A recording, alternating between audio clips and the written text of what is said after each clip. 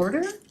And we will note public access to meetings is live with people here. It's also live online, and we also record. So if people aren't able to watch us tonight, they can watch us moving forward. So we will move into the ceremonial oath of office. So congratulations to G. Pope, Ted Kowalski, Liz Patternelson, and Chris Scott for being elected to the school board in April. Nicole is going to have the three of you who are here to come up front and do the ceremonial oath. And G would be here, but he is traveling back from Italy right now, so can't be with us tonight. G is here with us in spirit. He is. Join us up on there. She is in Italy. Perfect. Raise your right What a hand. terrible reason to miss You can just read it right off I'm your gonna sheet. crowd, I'm gonna crowd Chris. You already did that once. I know. Okay, and you can just read right off your sheet. Okay. I, Ted Kowalski, having been elected to the school board of the Stevens Point Area Public School District, swear that I will support the Constitution of the United States and the Constitution of the State of Wisconsin, and will faithfully and impartially discharge the duties of said office to the best of my ability, so help me God. Thank you, congratulations.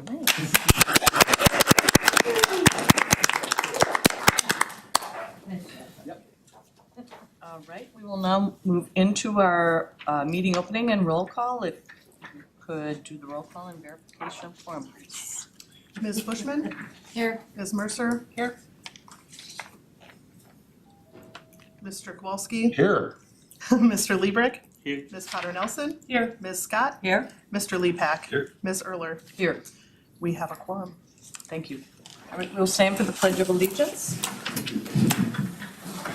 I pledge allegiance to the flag of the United States of America and to the republic for which it stands, one nation, under God, indivisible, with liberty and justice for all.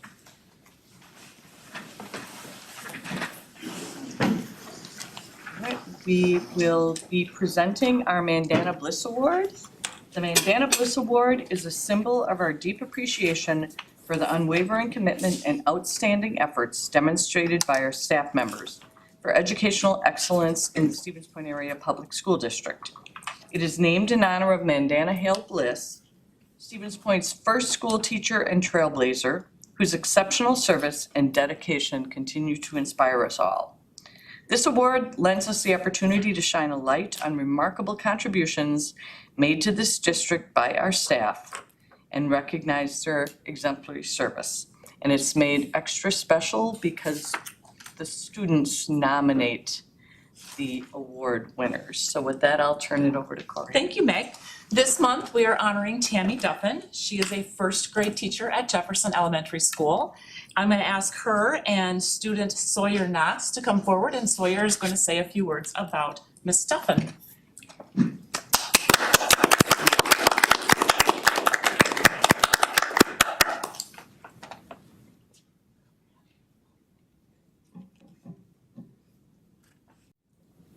Mrs. Duffin is a fantastic teacher because she's caring and loving. Mrs. Duffin would give me hugs when I would come into the classroom each morning. She helps me learn to read and write and create a love for the beauty and joy of books. I would also write books and be able to read them in front of the class.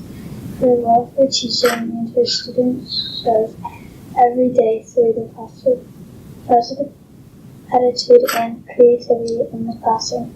She let me, along with my friends, run the classroom store. I use these skills now in 4th grade when I help with student council and the school store. We would also make fun projects. Mrs. Duffin creates a calm and loving environment which helps her students grow.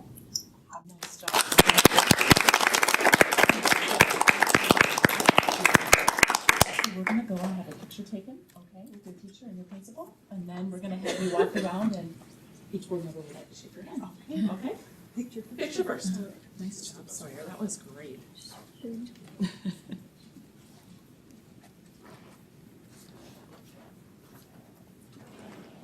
look right at me. Thank you. Start over here with.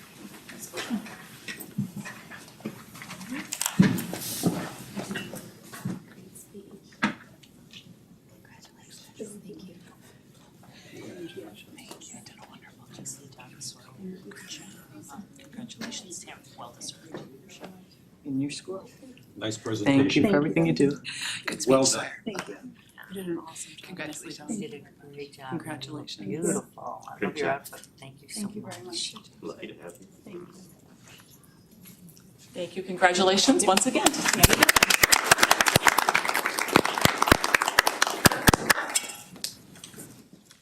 All right, we will move into public comments. We accept public comments via email or in person. Did we receive any email comments? No. And is there anyone here this evening? No one signed up. Okay. Is there anyone here this evening who would like to address the board that did not sign up? All right, we will move into our presentations. And our first presentation will be Student Senate Representative Lily Meeks, and I want to note that this is Lily's last presentation with us and time with us. So thank you so much for being part of the board for this year. And on behalf of the board, I think all of us, I know we all wish you the best as you move forward. Thank you. Maybe you could tell us a little bit about that Yeah, I can. tonight. Yeah. I'll say that first because this is a little bit long. Yeah. So, I'm a senior, so I am graduating this year, and I'm going to the University of Twin Cities in Minnesota for sociology and political science. So that's what I'll be doing next year. Good luck. Good luck. Excellent. Well, thank you for that, and good evening, everyone. I hope you have a great spring and are getting ready for summer break, hopefully not working too hard. First, I would like to start us off with all the awards nights we have been having at SPASH recently. On April 27th, there was an NHS banquet at the SPASH Auditorium that celebrated all members and presented juniors with their pins for earning the required amount of volunteer hours, and seniors with their cords, which they can wear at graduation, for their required volunteer hours as well. The next awards night at SPASH was the Academic Awards Ceremony, where freshmen through seniors are awarded pins up to a golden cup for achieving a 3.8 GPA or higher during that school year. The third and final awards night at SPASH is the Athletic Awards Ceremony, which is this Wednesday at 7 p.m. in the SPASH Auditorium, where scholarships will be awarded and other academic and athletic awards will be given as well. Last week kicked off the first week of AP testing for SPASH students enrolled in AP level courses. Good luck to everyone who has a test this week, and good job to everybody who tested last week. Congratulations to everyone who participated in Showtime, as well as Mr. Adsett, the advisor, this past weekend. Everyone did a wonderful job. I heard it was very well. Continuing into SPASH's music department, there will be an orchestra concert tomorrow evening in the SPASH Auditorium starting at 7:30 p.m. The band shell concert will be held on May 14th starting at 11 a.m. There will be a choir concert on the 14th as well, but that one will be in the SPASH Auditorium starting at 7 p.m. And finally, there will be another band concert on May 20th in the auditorium starting at 7 p.m. Good luck to everybody participating. On Saturday, May 16th, SPASH will be having a greenhouse sale, which starts at 10 a.m. So make sure you stop by and check out all the cool plants I'm sure they have. Thank you to everyone who helped out in the SPASH HOSA car wash and bake sale fundraiser last Saturday for a family in the community in need. Now for some SPASH athletics. To start off strong, congratulations to SPASH senior Amelia Castleberg, who scored her 100th career goal on her third goal of the night on last Tuesday versus Marshfield. According to head coach Bill Loss, Amelia is the 33rd player in the history of Wisconsin high school girls soccer to score 100 or more goals, and only the third player to do it in the D1 division, which is amazing. Boys baseball has its next home meet tomorrow at Buchholz starting at 7 p.m. Girls soccer has a meet at Gerke tomorrow starting at 7:30, as well as another home meet this Thursday at the same time and place. Girls softball has its next home meet this Thursday at 4:30 p.m. at Wyack Park. Boys lacrosse has their next home meet next week Tuesday, the 19th at Gerke starting at 7 p.m. Good luck to all other spring sports as the rest of their tournaments and matches are all away meets. And good luck to all spring sports as they're finishing up this season or this month and the next. Now we can get into the end of the year festivities for Smash. This is a long one. The morning of the 22nd, there will be a graduation rehearsal, which is mandatory for all seniors participating in graduation. This will start promptly at 8 a.m. After rehearsal, all seniors are invited to go on a walkthrough of their elementary schools. Not required, just it would be fun. I think some schools like play kickball or eat cake, I think. The night of the 22nd will be Spash's graduation ceremony in the Spash Auditorium starting at 6 p.m. I believe doors open at like 5:15, I think. Later that night will be Project Grad, which is a fun and safe night for seniors to enjoy after graduation. Doors open at 9 p.m. for that and close at 10. The event will run until 5 in the morning, which might be a struggle for me because I usually go to bed at 9, so we will see. Tickets will be available starting next week, and your shirt will be your ticket, so you have to be wearing that. And last but not least, sophomores and juniors will be done on June 4th. So thank you for my last Spash update, and have a wonderful summer break. Thank you, Lily. You too, Lily.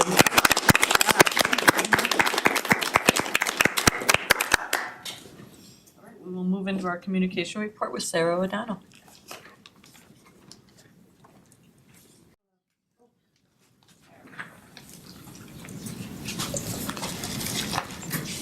Lots going on. Also, I know they are still looking for some volunteers for project graduation. So I also if you go to are bed at so 9. inclined- I have taken a blackjack shift, so we're just gonna see how it goes. It's true.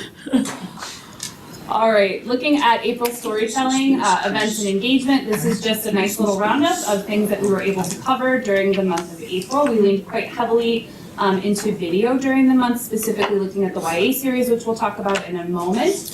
And also had the opportunity to open 2 of our time capsules that we were able to find from 1976. So we were able to open and feature Pods as well as McKinley. Really cool to see those students be able to take that glimpse back into what that looked like. In the process of trying to catalog that information and see if the Historical Society would like to hold on to that for us moving forward. Speaking very specifically about Youth Apprenticeship Month, we wanted to really focus on the students that are participating in those programs. So Brooke was able to go out on site and meet with 6 students, except for Century. Century did their own video. Thank you, Century, for taking that off our plate. To really highlight just the variety of opportunities in the Youth Apprenticeship Program, and then really hear right from the students about what they're learning. And I know many of you were able to attend the breakfast as well, so have heard some of those stories too, but wanted to bring this to a bigger audience. So this has been really successful. We've seen a lot of shares of this around social media. We're giving it about a month before we collect data on it, but really just wanted to highlight this as a really great opportunity and project for Brooke. Looking at social media engagement, year over year total audience was up 15% on Facebook, 19% on Instagram. Impressions are up significantly, 81% year over year, and engagement up 96% year over year. So April was a good month. We had a lot of really engaging content on there. Looking at website and digital engagement, I wanted to look really specifically this month of April at enrollment and staff recruitment. Those were our 2 really big drivers in terms of what we were trying to push people to the website for. So thinking less about just kind of it exists and it's housing information, what are we really using it for to do? And here, obviously, we're using it to try to convert folks, get them to the right place for enrollment, specifically looking at Pods, 4K, open enrollment, general enrollment, and then really trying to help transportation and food service are both in need of more staff at the moment. So how can we do a better job looking really specifically across our digital campaigns to help convert? So I just wanted to share kind of a deeper look at what we're using that website for and how we are trying to share our story. Looking ahead, this is just kind of, again, the work we were looking at for semester 2, end of the year. None of this has really changed. The only thing I will mention is after we chatted last month, the compliance date for website digital accessibility was pushed a year. So we are a district that would have been needing to be compliant by this April of 2026. That has been pushed to next April of 2027. Smaller districts then, or smaller organizations, will be pushed to April of 2028. So nothing we are going to do is going to change. We are of the mind that we've started the trainings, we're in a good place, we want to continue to do that work. This is important work. I don't want to be a year from now trying to remediate all the information that we've put up in the last year. So nothing will really change on our part. We'll continue to move forward with that, but wanted to make you aware that that deadline has changed. And I think with that, we're just, holding on and taking as many pictures and video and telling as many stories as we can for the end of the school year. This is the best time. Any questions for Sarah? I really enjoyed the youth apprenticeship videos. I think the community does it, you don't know what you don't know, right? And so I did hear from a lot of parents, like they just had no idea we had this amazing program in the district. Good job. And the breakfast was great. Yeah, The they kids have are, such a they're good just, they're unbelievable, and they kept it down, I think, they must have been told, keep it down to 2 minutes. But they got so much in, and it's just a great thing to watch the kids and the companies that are there. I think for me, knowing that a couple of the kids said, well, we did this, but now we know that's not what I wanna go ahead with, but I'm really glad I had that experience to understand it instead of going to college and saying, yeah, so that's really great.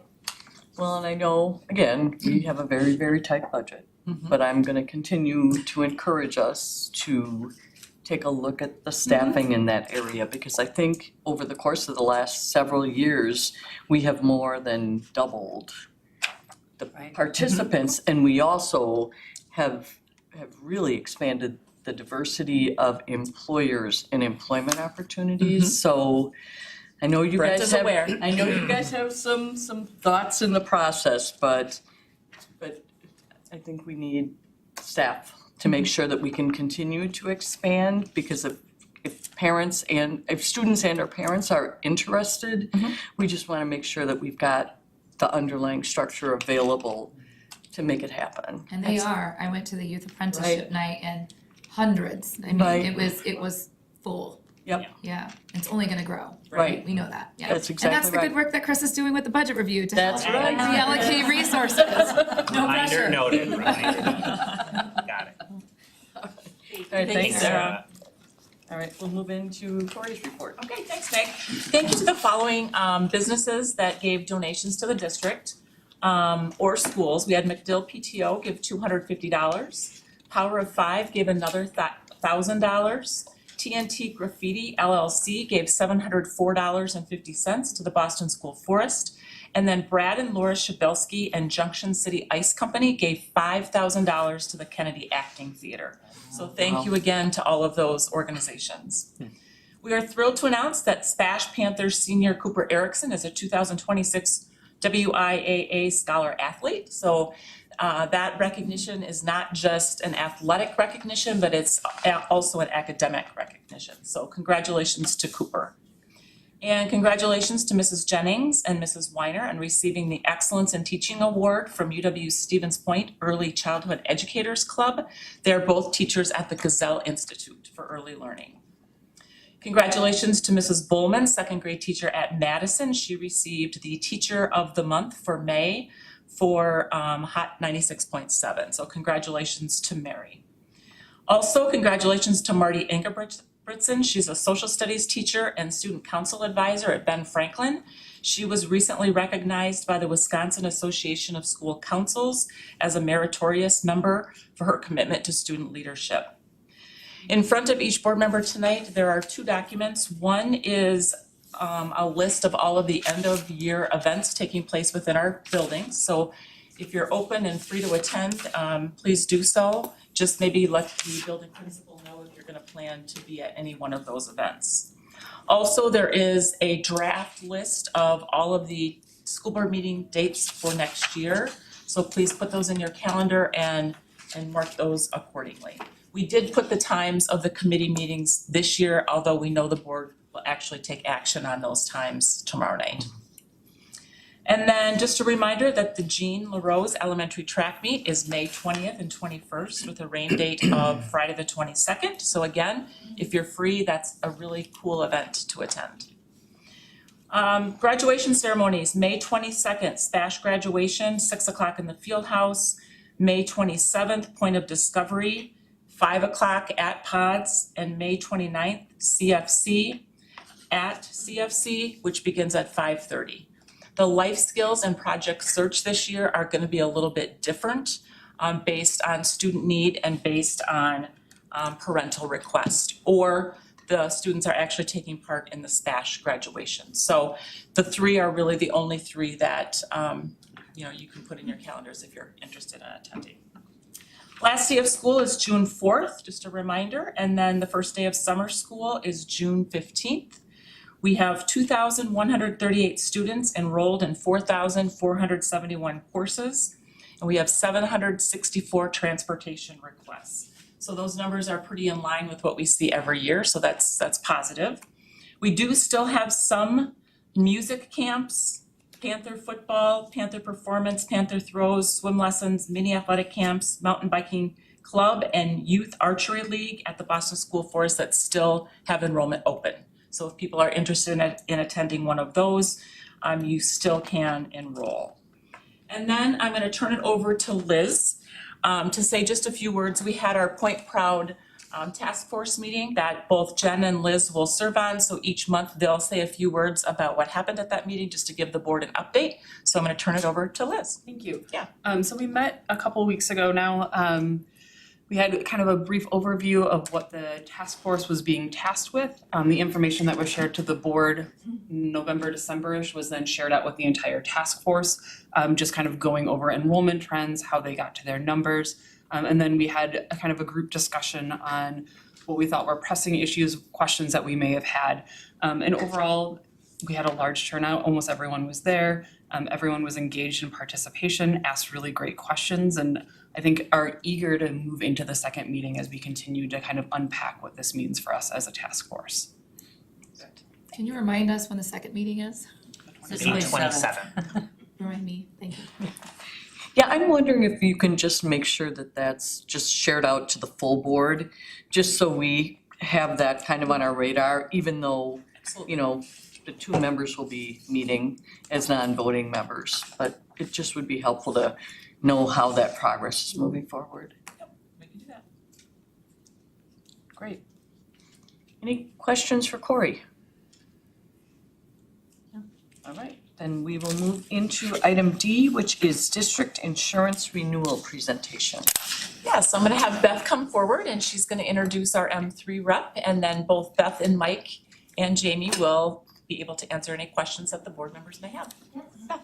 So we presented our renewal at committee last Monday, and we'd like to provide you with the same presentation this evening. And we do have Jamie McDonald here from M3, which is our health insurance broker, and Jamie is our account clerk. So, all yours. All right, good evening. So for this renewal from Aspirus Health Plan, you received an 11.9% increase.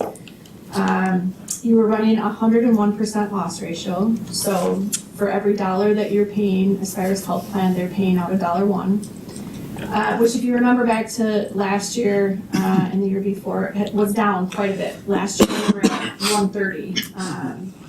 So I think the move has made a really good impact. More of your claims are going to Aspirus Health Plan, so I think you're seeing that process better and showing up in a better loss ratio.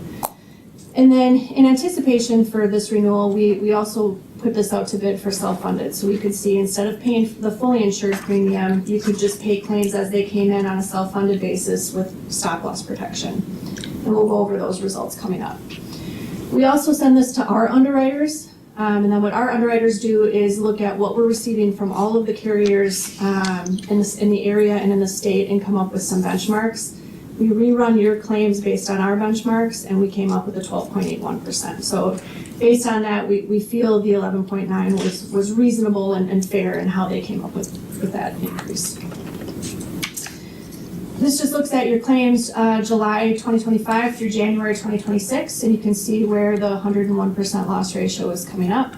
Breaks it out into your hospital, inpatient, outpatient, professional services, ER visits.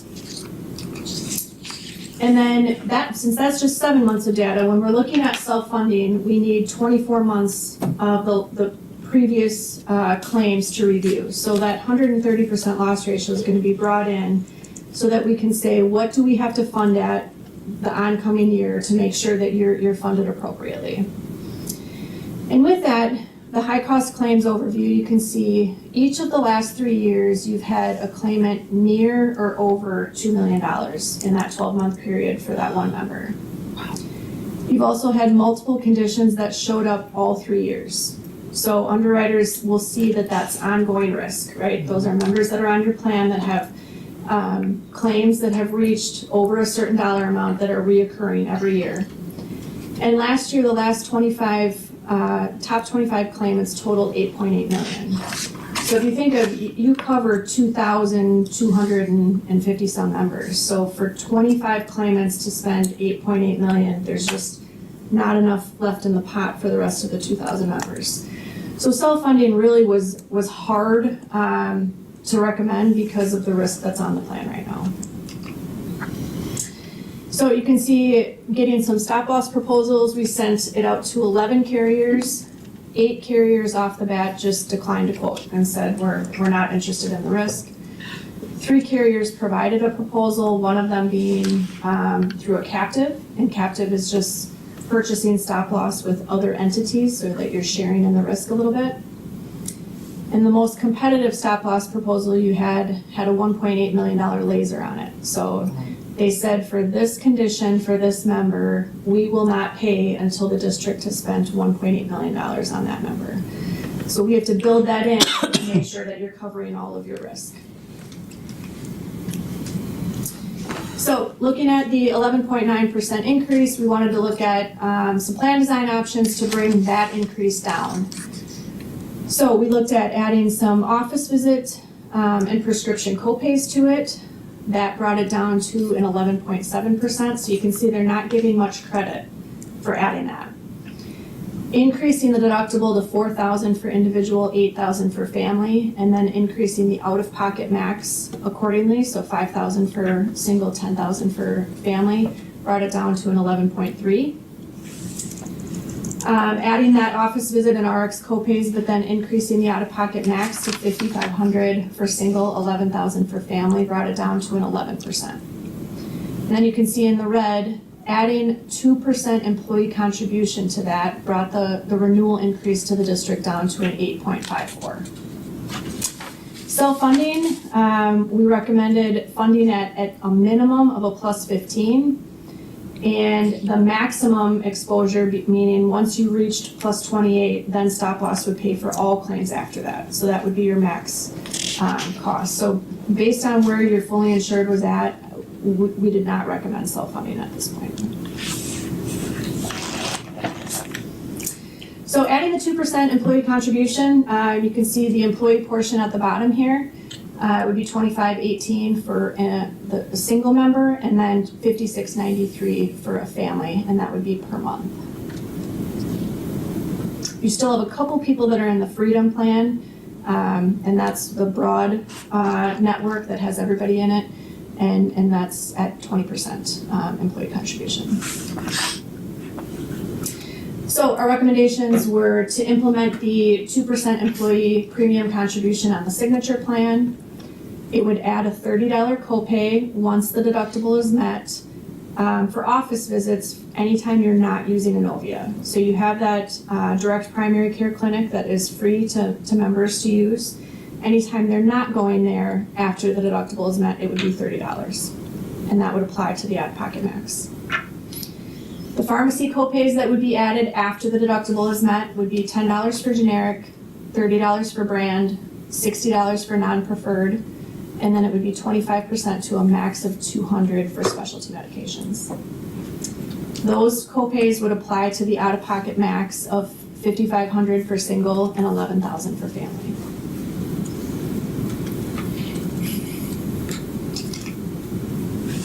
So we wanted to give you some information on surrounding districts. So this is Wausau, Everest, Marshfield, and Rapids. What their plans look like, the renewals that they received this year. And then you can see their employee contribution. Most all of them are between 12 and 15% that employees are paying. District D is still at 0 for the signature, and that'll be something that they'll be looking at with their renewal that is January. So they're not July, they're January. Your Innovia utilization has been phenomenal. So you're like the success story that they like to tell around the state because you've had really good utilization. I think from what we're hearing, the employees have really enjoyed having access to that. And they like to say, you know, had those visits been in the system, what you would have saved, and that's what this shows. So conservative, moderate, and aggressive. We like to use moderate, you know, just middle of the road. Had those services been done within the clinics here, you would have paid $954,000 more. So really good ROI savings and utilization for the 2025 plan year. So no change to dental and vision rates for the next year. And then the district will be looking at capping its portion of the health insurance increases to 6% on the ongoing years. Like to work with an insurance committee to work on some design and cost saving measures that we can use to go about that.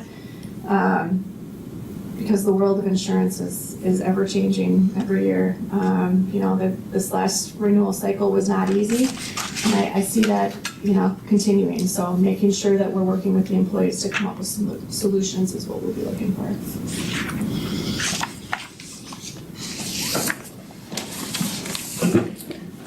So I put some projections together. Remember they're projections, so there's a lot of variables, a lot of assumptions. The one thing I would point out is that both projections have all of the same, I'm assuming the same thing for all the variables, except for health insurance. Health insurance is the only variable I manipulated. So on the top projection, health insurance, I'm increasing by 8.54%. That's our proposal for the first year. And then we have a goal of 6% each year after working with our insurance committee. We're hoping to be able to do that. And so for each of the 4 years after next year, that's a 6% increase. Then the bottom projection, again, the only thing I changed is the health insurance variable. I took 11.9% since that was the renewal without any changes to the plan. And then I have no idea what next year is going to be, or the year after, or the year after that. So I used 11.9% for each of those years. And when you do that, if you look at the bottom surplus deficit row in each of the projections, you'll see that in the top projection, we stay out of the red, and that in the bottom projection, we get into the red as early as 2027, 28. Now, I don't know if we actually would be in the red in 2027, 28, but what we're looking at is the trend. And it's trending in that direction much, much faster in the second projection than the top projection.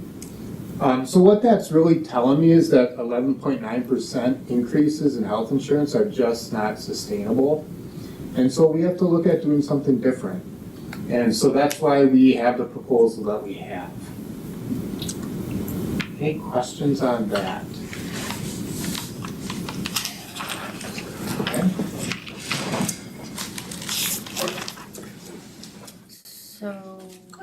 So I was on the business services committee when we talked about this, and I wasn't sure, I didn't know anything about Innovia, but it seems like the report back from employees is really good, and it looks like financially it's really good. Does Innovia come and speak to our employees at any get-together that employees have? Go ahead, Beth.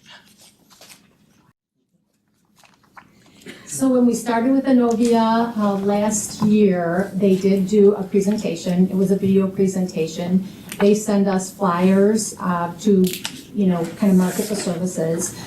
We've had them on site for our biometrics, just to, introduce them to employees. And then we've also talked about having employees bring their children for the physicals prior to, the school year starting. So, just kind of coming up with all these different ways that we can introduce them to Innovia. And I think that's been successful, but I think what's really been more successful is providing the wellness credit to employees who have a visit with Innovia. So we really just require that they go one time to Innovia, they get their $300 wellness credit, but at least it introduces them to the primary care providers there and opens the door for them. It just would seem that word of mouth would be, so many employees were so thrilled with it, and that if there was a way to get them together, to talk to other employees and that and share their experiences, that would be great. Yeah, and I think we need to do some testimonials and get that out as well. So we'll be working on that. That sounds great. You had mentioned at Business Services the percentage of our employees who are currently utilizing Innovia. We've had a 44% utilization rate. So then for the other 56%, they have not received that wellness credit. Is that They would have had to do other things to obtain that wellness Okay. credit, but it's pretty limited in terms of how they can earn that. Okay. I think testimonials is key. I mean, from a communication campaign, if I trust Chris and Chris loves it, because people are tied to their PCPs, and we know that. So looking forward to seeing the utilization potentially increase after the communication campaign. And I think once we get this insurance committee formed, where it will consist of representatives across the district, and really allowing the employees to tell us what your priorities are. I mean, we know that we're gonna have an increase in our renewal year after year, so here's the options, what's important to our employees. And, I was just talking to Corey earlier, I've had 2 emails since our meeting on Monday, that's it from employees, so. And regarding the committee, it's gonna be a cross-functional group. How will those folks be selected? So everyone will have an opportunity to opt in and. I think we're just gonna have to get the word out and then notify us if you have an interest, and we'll probably work closely with Joanne as well. Yep. To identify folks. Yeah, I love the idea. That's great. Do any board members have any other questions? All right. I just fiddling with my calculator, so when you say the 2% premium per month per employee and family, then I looked at it and said, okay, how much does the district pay? Because for this, you laid it out what the employee pays. Is that what that meant on the bottom of that? Employee 225.18, and then over you said Employee contribution slide. 300 and something a year, something like that. Does that sound about right? That sounds right. But if that's 2% of that, I could have made a mistake, but that's like, the school district still pays roughly 15,000 a year for a premium for a single, roughly? Is that what am I missing it up there? Is that what that is there? No, you're correct. Okay, and about 34,000 for a family? And so that's, okay. And what was the 338?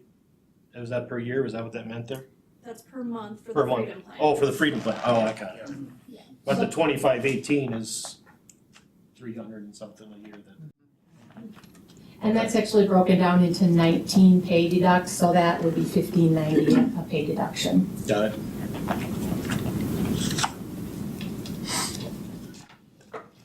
And is the 6% feasible, what you're saying going forward? Knowing where we're at, where we're still spending more on healthcare than the entire premium that goes, I mean, how does the healthcare company make their their money if they're spending out more than they're taking in.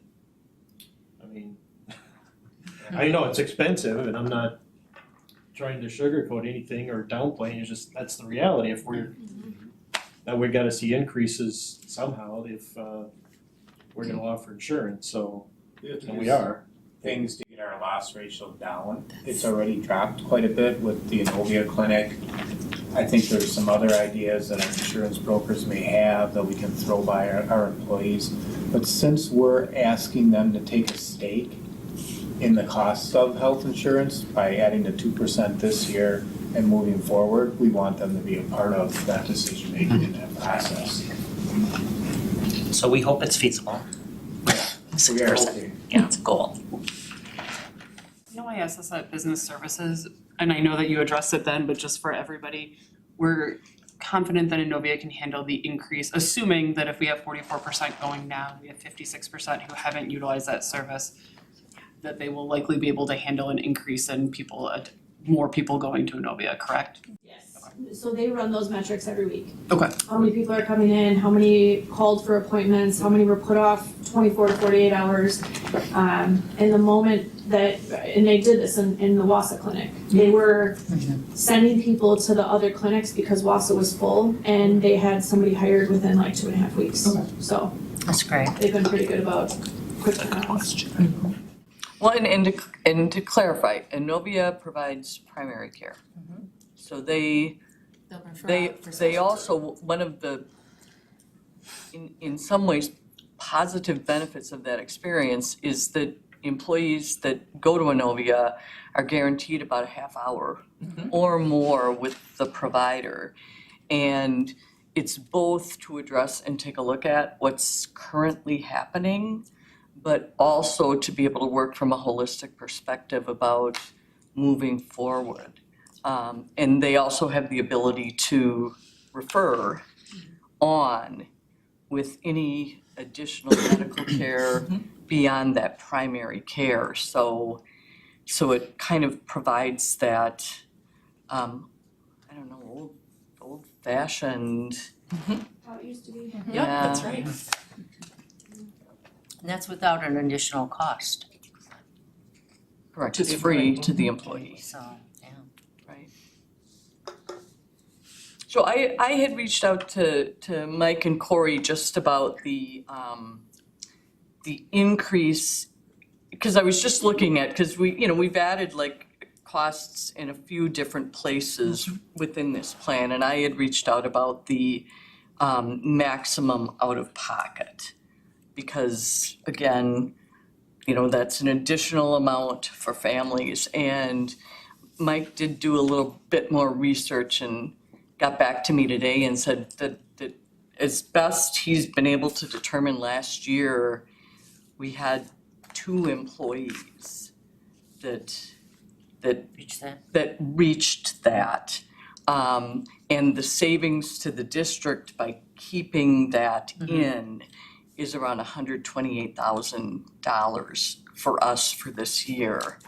So my question was answered there. I mean, I don't think any of us are happy about this, but the reality is, as Mike put up there, we've been trying to be much more proactive about how we can sustain funding moving forward. And I know that none of us, including our staff, are excited about having to go out to referendum in the near future, so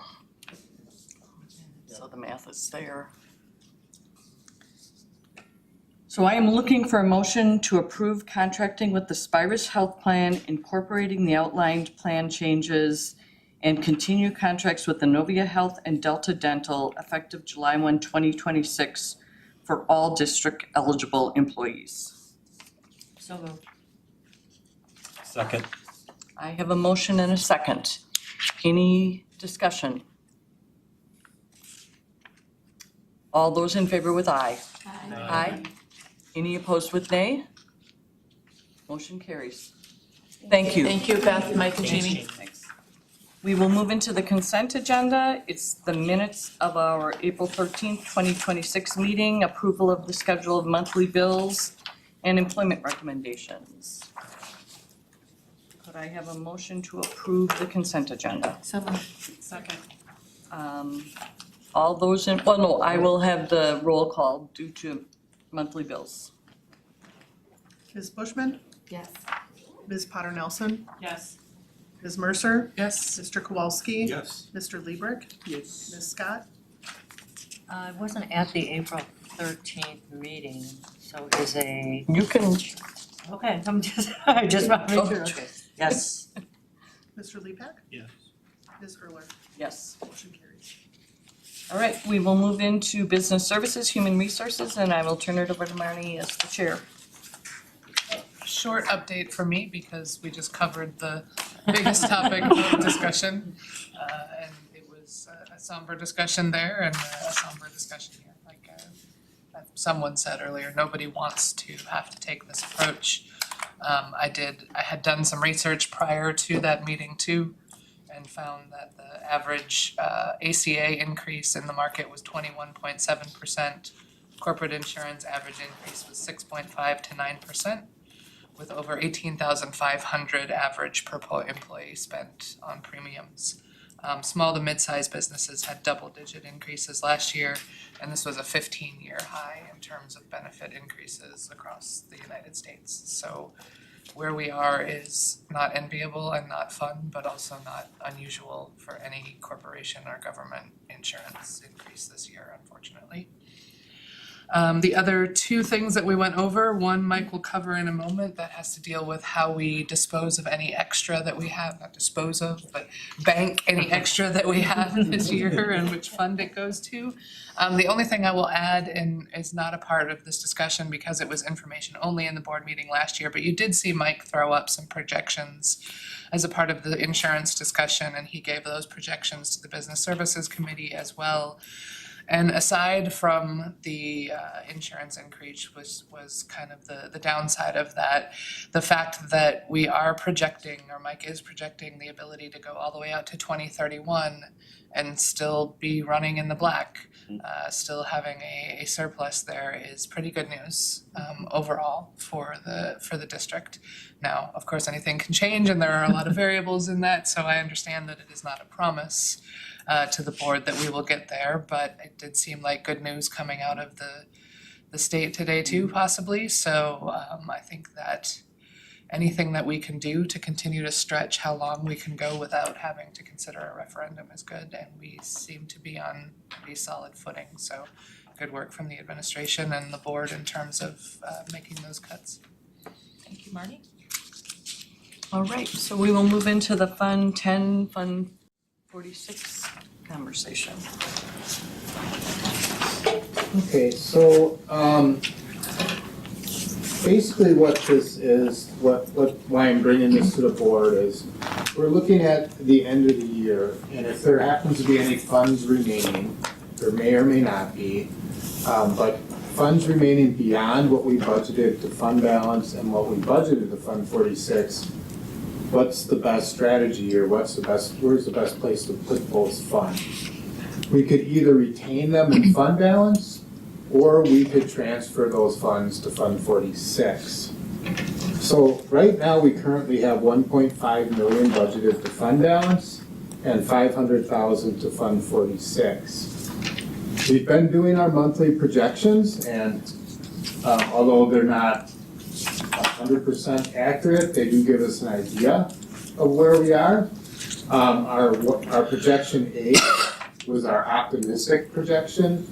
That has us ending the year with $2.2 million left over. That's pretty optimistic. Our projection B is our more conservative projection. That has us ending the year at 163,000 in the hole, so negative. So we're hoping we're gonna fall somewhere in between those two amounts. And if we do fall somewhere in between, what should we do with those funds? So if we retain the allocation in the general fund balance, there's some advantages. One, it does help reduce the risk of short-term borrowing. But I will say that it's likely we're gonna have to borrow next year anyway. The first Monday in December is when our first state aid payment comes in. And we're basically operating without those funds for, pretty much all summer until December. Next year, they're coming in on December 7th. That's a whole week later than we're used to.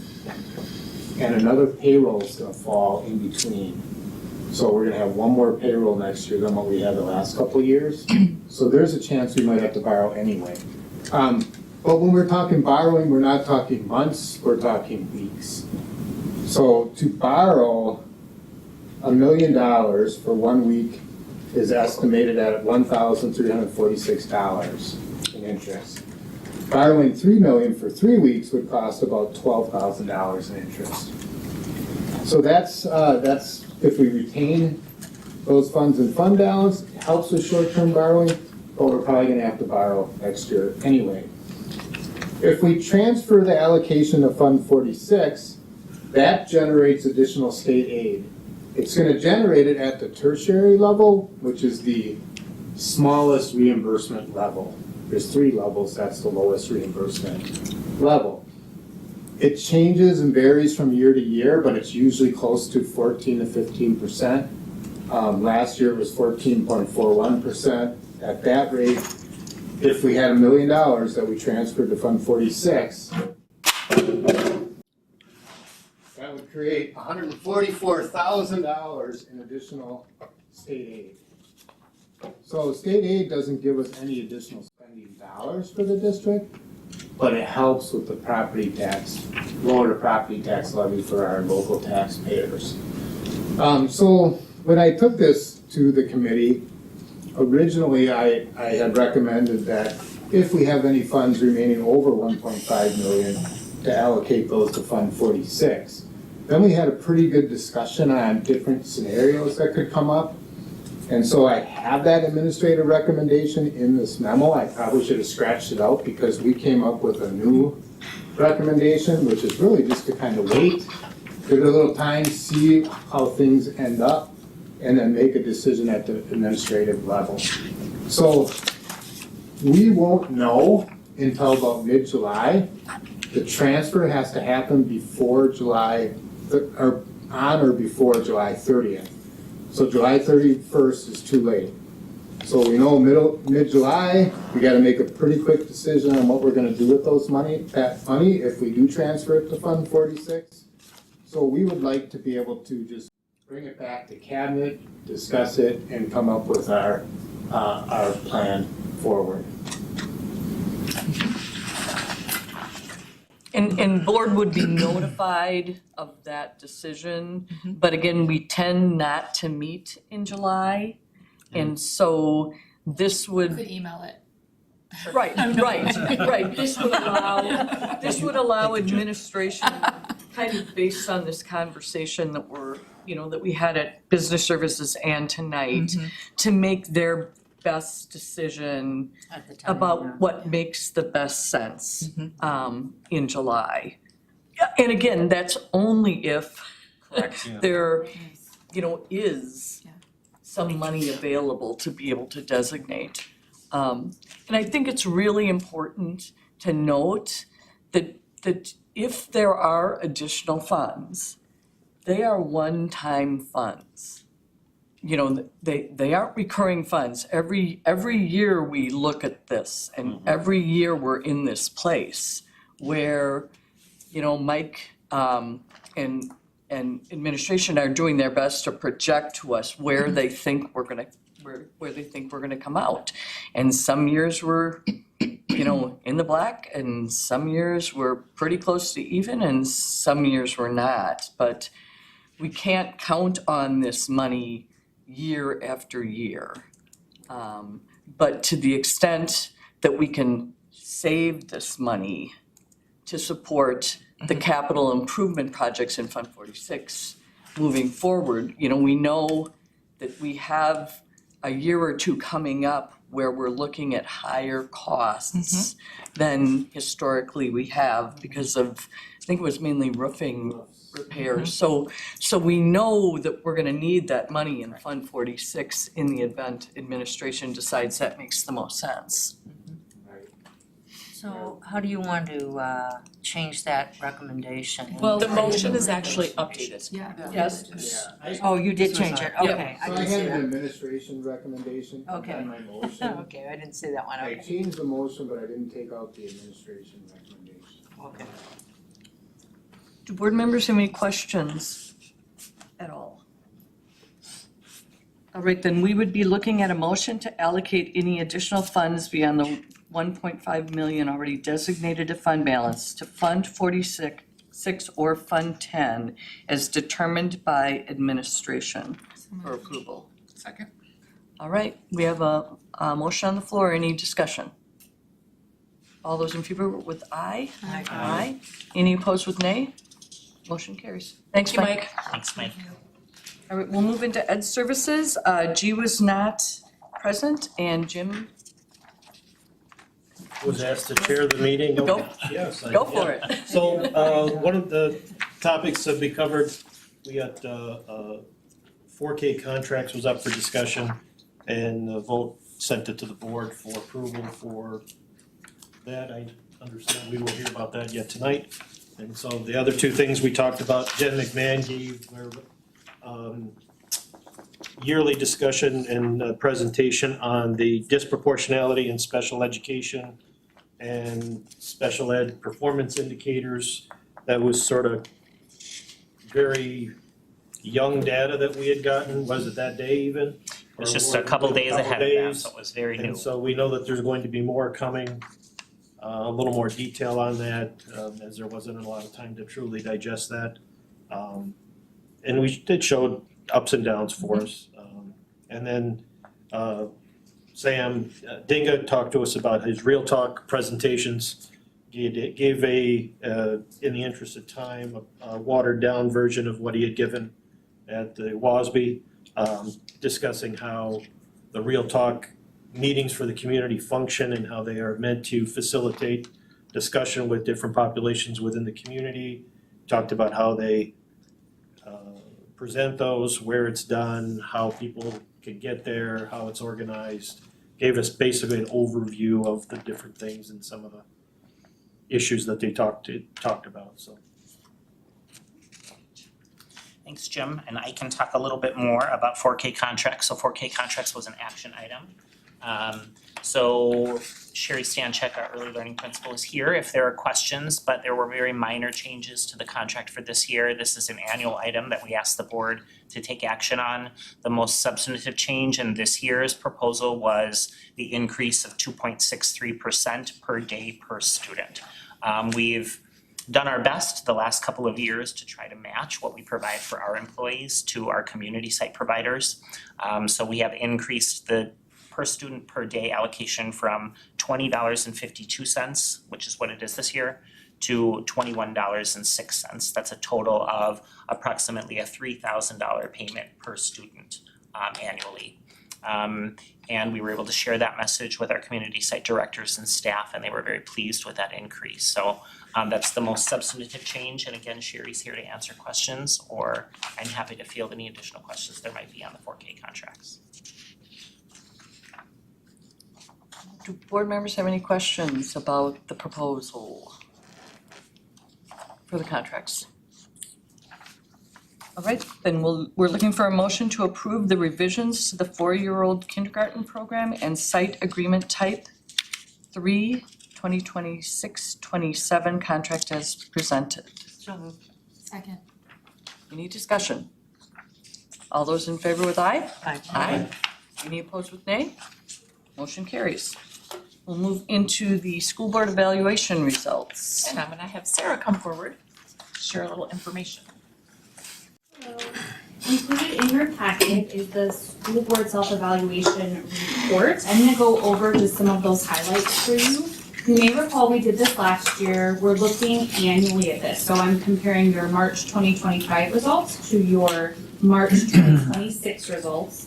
And the goal is really to help you think about planning and discussion for your board retreat. So just some information to digest and think about as you're thinking. I have some recommendations that may help. So, very high level, March 2025 we had 8 respondents. March 2026 we had 8 respondents. The, I think, hardest part about this survey is the very small sample size. So one person up, one person down, right, can make a huge swing in those numbers. So really, this is perception, moment in time information, just meant to give you an opportunity to reflect. When we think about some of your findings of those areas of growth, we saw an increase in that support for ELA and math achievement initiatives, support for superintendent and district leadership addressing barriers to student achievement, an increase in committee effectiveness. That was a big one. That scored very low last year, and I know that you did some really targeted work around trying to improve that committee structure, so I just want to commend you for seeing that through. That result is showing here. That's, I think, really, really great. And then an increase in governance practices, policies, and protocols, and communication of board expectations and goals to the superintendent. When we look at decline, we saw a dip in collaborative supportive relationship with superintendent and board leads as a united team in the district's best interest. Those were the 2 biggest ones. And I really think that's, again, kind of centering around culture, trust, and just perceptions within the board. Our key takeaways when we look kind of in totality of those 2, your strongest ratings are in support for student achievement and initiatives. And I think that is just really a testament to the board that you are, that is where you're focused, and that's what's coming through when we look at this survey this year. Support for district leadership, governance practices, financial oversight came through very strong, and safety updates and protocols. So knowing that you are an engaged board, you are a passionate board, and you are focusing on the things that really do matter.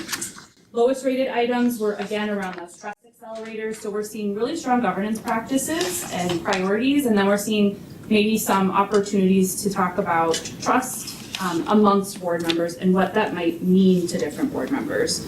When we were reviewing this information with Mr. Kowalski and Ms. Erler at our agenda setting meeting, Mr. Kowalski, he reminded me that not everyone's definition of trust is the same. So even within that survey, right, my definition of trust may be very different from someone else's. I thought that was a good reminder and maybe something to prioritize. Some suggested retreat discussion prompts might be around what specific practices could help improve governance, again, that committee effectiveness or support for student achievement this year. Those are things that I think you will likely be chatting about anyway. What does healthy disagreement look like for the board? Specifically that line between disagreement, which is very healthy, and that erosion of trust. So where might that lie for different members of the board? And then how can the board continue to sustain that strong governance and oversight that we have seen and continue to see?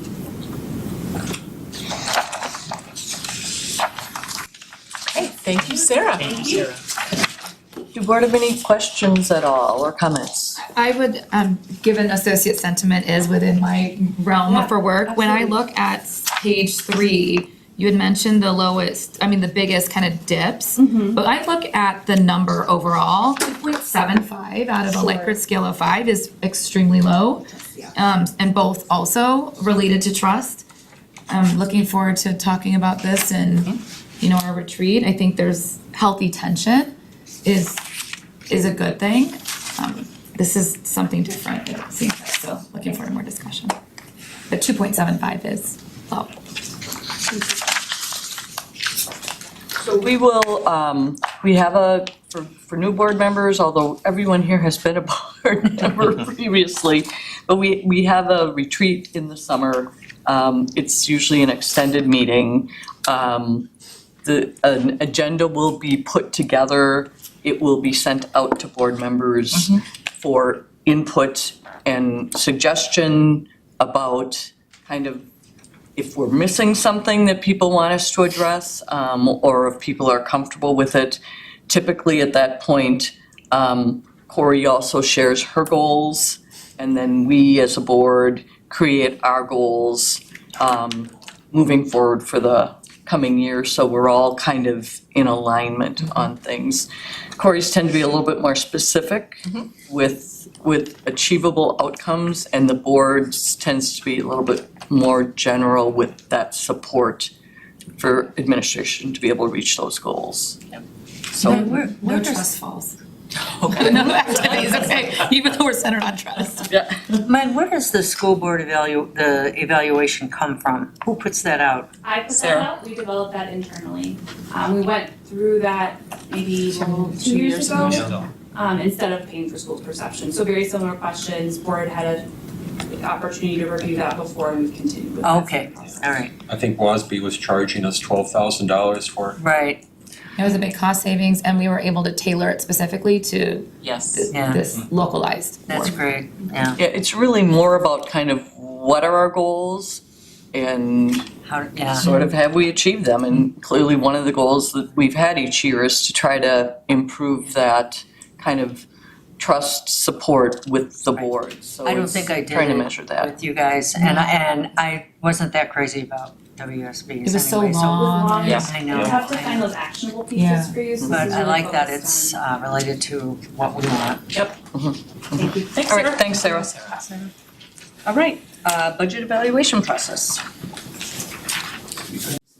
And update this month is relatively brief for budget and program eval. But started to lay out some plans and finalize some plans for focus in the upcoming year. We had identified some programs going into this year that warranted some additional analysis and evaluation, and we've done the same this year as we think about the focus for this process in the upcoming year. But update here on cumulative positions reviewed, 628, 580 of those are filled as is. We currently have just one position that's frozen, so my goal is always to have that number be as low as possible as we head into summer, so the hope would be that in the next month or so, we can get that down to 0 as we head into the upcoming year. Positions that have been eliminated now is at 47. I do have some cost savings updates that I'll provide for you. Most of this information is exactly what I shared with you in April, but we were able to identify a couple of additional positions. So if you recall on this slide, I reported out 46 positions eliminated.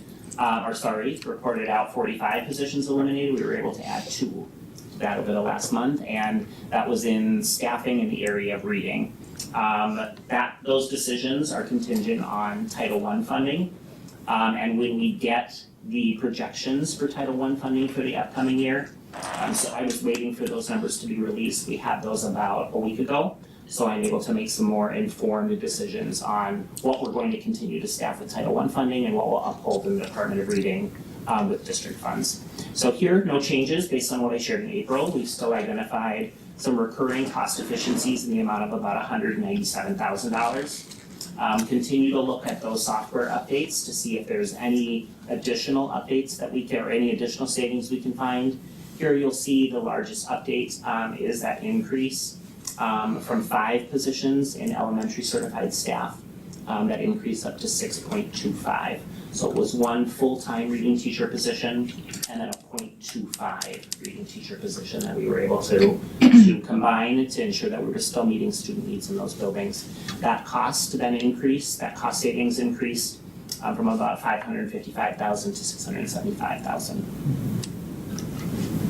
That total there is the total savings 1.5, and that's just in staffing reductions. These were the adds, nothing different here from what I reported out on in April. That was the expansion and the enhancement of 4K programming to include the 5 full-day 4K options that we have available for families beginning in the fall. That did come with a cost of just over $500,000, about $557,000. That of course comes off that savings that we've identified, but we're still well over now $1.2 million in cost savings that we've identified this year. As you know, Mike has charged us with identifying about $1 million to $1.5 million. So I'm feeling really good about where we're sitting right now. I believe that we can probably get even a little bit closer to that 1.5. We'll continue to look for those over the next couple of months here, and I'll report those out if we're able to find those savings. Thinking about targeted program reviews for the upcoming year and where our focus will be. We want to complete the final tiered stipend placements for co-curriculars, and we're wrapping those up. I'm wrapping those up at this time with Beth, so we'll be able to provide that update for you in June. We also want to look at examining staffing for the EA employee groups for both special education and regular education. We do have some preliminary data to indicate that we have staffing levels that are significantly higher than neighboring districts in these particular areas. But we also need some additional data on number of hours. So when we get our data and we're able to collect our data, it's just looking at the number of positions we have within regular EDA or SPED-EA. We can compare that with other districts. But several of our employees are maybe not all full-time EAs. They might work 4 hours a day or 3 hours a day. And is that the same data that we're looking for when we look at comparables from our neighboring districts? And that's the next layer of information that we need to analyze and review. We also want to review staffing levels and achievement data in the area of reading, and this would be across all of our elementary sites and our secondary sites, just to ensure that we are getting an adequate return on investment.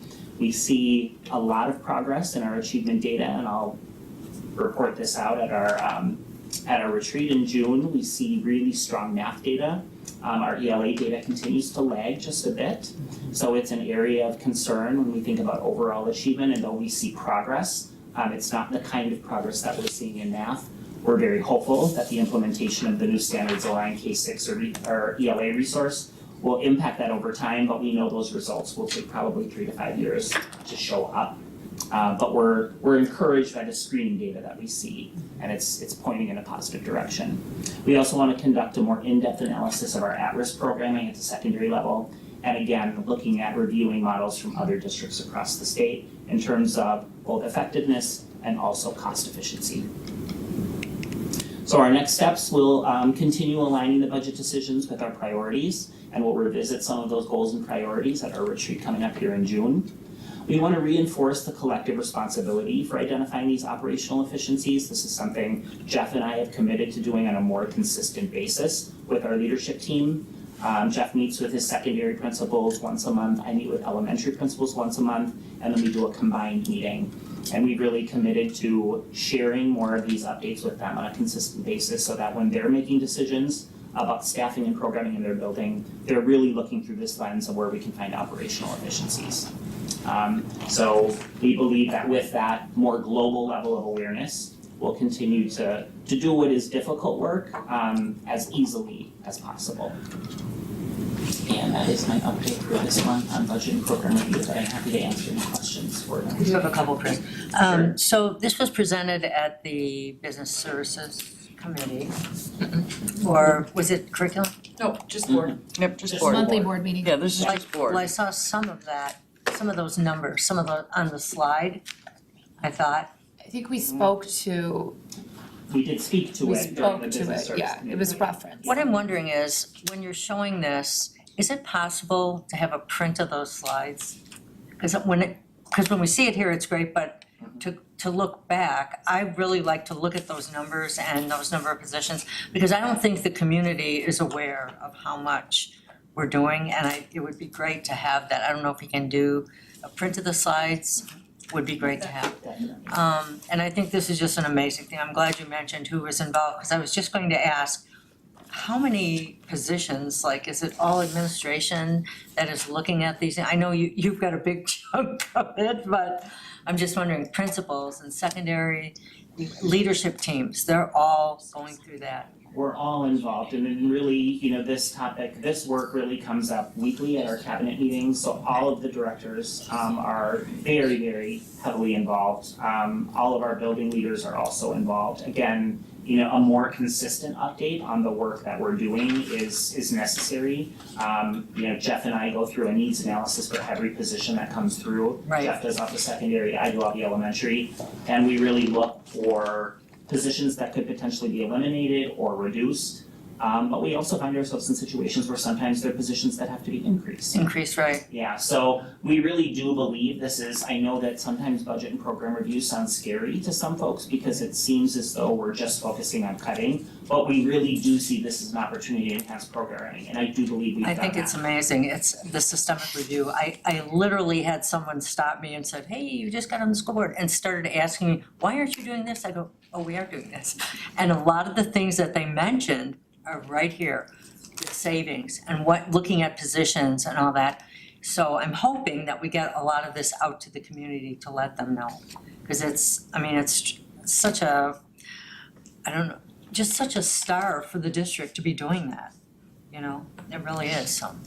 Sarah's putting together a landing page on our website that's going to list a whole bunch of information that we share with the board each month, and then we'll plan to do a media release in June also to get it out to the community. Yeah, because if people, you know, if you're at a board meeting and it's usually the last item on the agenda, if you don't see that, or if you're not looking at what's going on at the board meeting, the community should know this, because I think it's just so amazing that we're doing that. And, you know, taxes are going up, so they want to know, what are you cutting, what are you looking at? Absolutely. And that's great. And I think Corey did share that I am submitting a proposal to present this process at WASB. Oh, that's With great. some gentle nudges from a couple other board members. Kudos to you. You were already on it. I texted him and he's already on it, so. Chris, I appreciate the commitment to inclusivity and having the random smiling teenager instead of the random smiling 4K this year. Thanks for noticing, Marty. So since G isn't here, I have to ask the question, because he would. So we're eliminating reading teachers, but we also see some weakness in terms of reading. So could you just kind of speak to how those two things can be happening at the same time? I think sometimes, right, I understand how that might seem hypocritical. In other words, if reading scores aren't necessarily increasing at the rate we would like to see them, the answer would be to add more staff. And sometimes when we've done that, because we do have fairly substantial staffing in the area of reading across all of our elementary and secondary sites, what happens in the process of doing that from time to time is we create avenues and pathways where students are getting their instruction outside of the regular classroom, and they're being exposed to a lower level of rigor. And they're not getting exposure to grade level standards, maybe for 1 year, maybe for 6 months out of the year, maybe for several years over time. And then we're administering standardized assessment like the forward exam that are written at end of grade level standards, and we're not seeing students have the ability to be able to perform at a proficient level.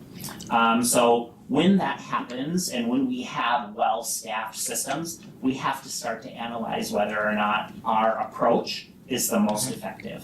So can we make more efficient use of reading teacher time? And I believe that many of our reading teachers across the district, along with our academic interventionists, are already doing this work. In other words, how can we leave kids in the regular classroom to get exposure to grade level content with all of their grade level peers?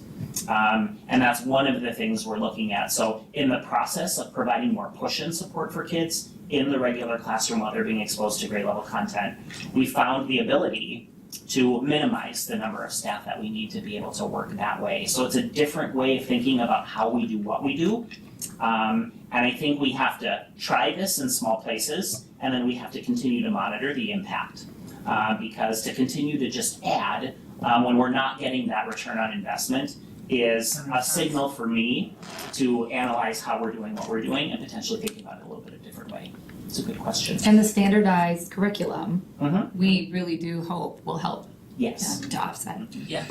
Great answer, and I think G would like it too. So You'll probably ask next month anyway. And just the final, we continue to see these reductions in staff in the form of attrition or retirement. We have not had to lay off staff, and it is our hope that we will not have to, that we will continue to be able to do that. Our goal is to not have to, to not have to do that. And by not backfilling, it allows us to not have to go that avenue. Correct. That's right. Yep. Okay, any other questions of Chris? All right, then we are moving into future meeting dates and times. Our next meeting is tomorrow night. We're having our organizational board meeting, and then for board members who are attending, the retirement dinner for staff is on Wednesday night. I do want to note, then we have our June 8th regular board meeting. I do want to note that Corey's asked that we have her evaluation at the meeting in June. We have previously had it at the retreat. But we think that it'll be end of year in June. It'll create some more efficiency for us for the retreat. Corey won't have to be outside the meeting as we work on the evaluation. So we're gonna try that this year, so we'll have a closed session at the June meeting to work on Corey's evaluation. And she'll probably give us a little bit of a heads up because she'll be talking about her goals from this year, and she'll give us a little heads up about what she's thinking about goals for next year, which will give us then that month, until retreat, to be able to take a look at those and then offer any suggestions for changes. Talk about them more fully and offer suggestions for changes at the retreat. Yep. Cool. So with that, I am looking for a motion to adjourn. So moved. Do I have a motion and a second? All those in favor with aye? Aye. Aye.